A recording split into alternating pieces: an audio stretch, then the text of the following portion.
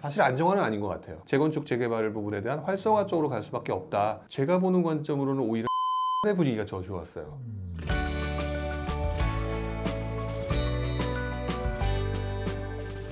안녕하세요. 부지런TV의 비타씨. 부영입니다. 오늘 제가 부령님을 모시고 대선이 끝난 지 한 20일 정도? 정책이 뭐 나온 건 아니지만 그 부분에 대해서 좀 정리하는 시간과 분위기 위주로 좀 전달을 해드리려고 이렇게 모여 앉았습니다.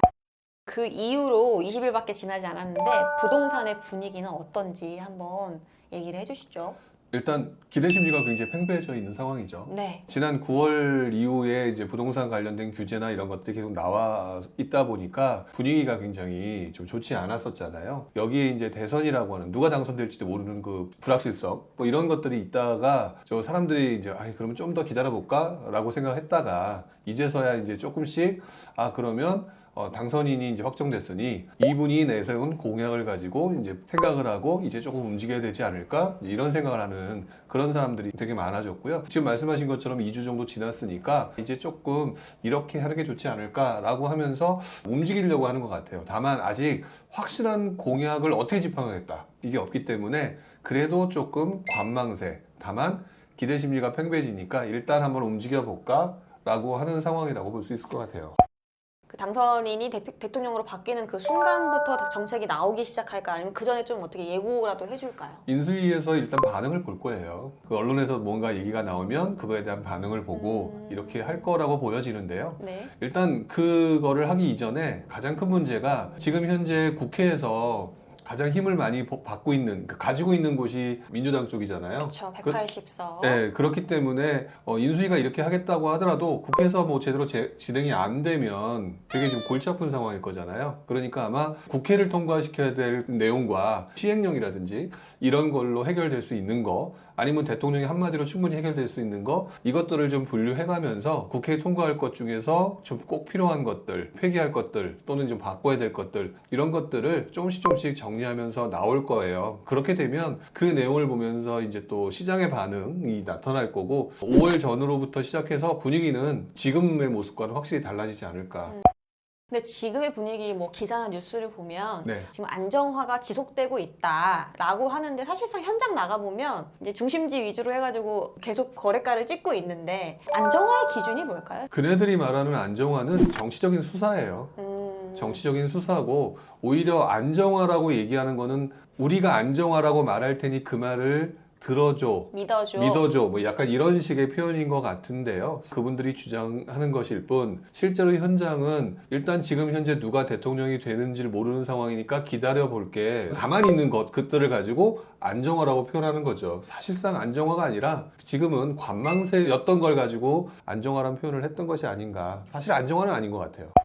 그럼 재건축이 어쨌든 공약이나 이런 걸로 인해서 다시 움직임이 있는데 지금 그런 것들이 사실 계속 거래들이 약간씩 되기 시작하면서 훈풍이 불더라고요. 그런 심리가 다시 살아나고 있다라고 봐도 좀 무방할까요? 그거는 확실히 맞죠. 왜냐면 윤석열 당선인의 부동산 공약의 첫 번째 머리를 보게 되면 결국 공급의 활성화, 공급 확대거든요. 근데 상식적으로 생각을 해보게 되면 어쨌든 지금 현재 분위기가 가장 달아올랐던 곳이 서울하고 수도권인데 서울하고 수도권에서 어느 지역에서 빈 땅이 있느냐 이거죠.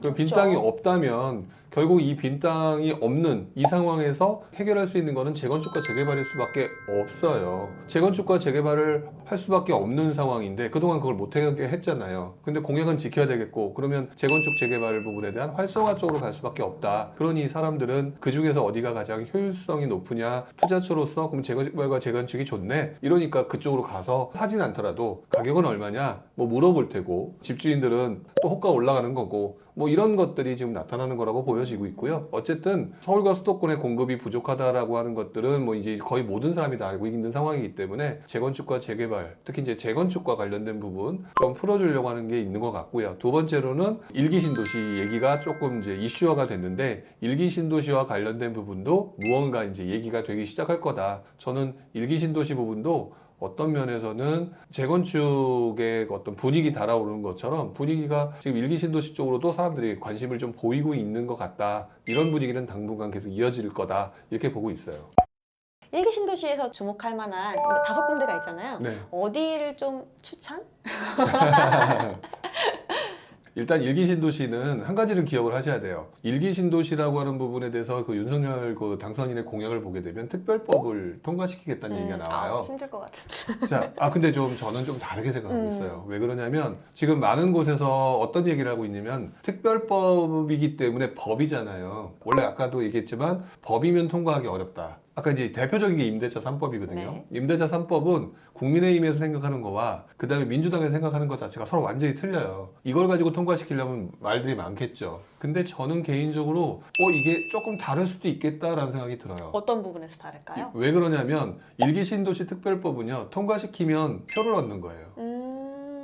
표를 얻는 거거든요. 그리고 지금 현재 일기신도시가 무언가가 개발을 진행하기 위해서는 그 전에 굉장히 오래된 것이 무언가 해결돼야 되는 과정, 즉 일기신도시가 90년대 초반에 지어졌거든요. 사실상 그보다 훨씬 더 먼저 지었던 강남 재건축이라든지 재개발 지역이라든지 이런 것들을 개발하는 과정이 어떻게 보면 이번 장의 모습이었는데, 이것들이 어느 정도 진행이 됐고, 물론 이제 막은 것도 있지만 어차피 이건 계속 진행될 수밖에 없어요. 근데 이제부터 건드려야 되면서 정책 입장에서 뭔가 딱 얘기를 해줘야 될 것들, 그 다음에 표를 얻어야 될 만한 것들은 일기신도시와 관련된 뭔가 이슈를 건드려야 되는 거라고 생각하는데, 저는 국민의힘이든 민주당이든 정당에서 볼 때는 이거 상당히 무언가 같이 논의를 할 만한 내용이다라고 보고 있어서, 단기적으로 그래서 뭐 일기신도시를 투자하라고 얘기하기 전에 일단은 먼저 일기신도시 특별법이라고 하는 부분은 많은 분들이 예상하는 것보다는 구체적인 게 나올 것이다. 그렇게 했을 때는 아무래도 일기신도시 중에서 제일 선호도가 높은 것은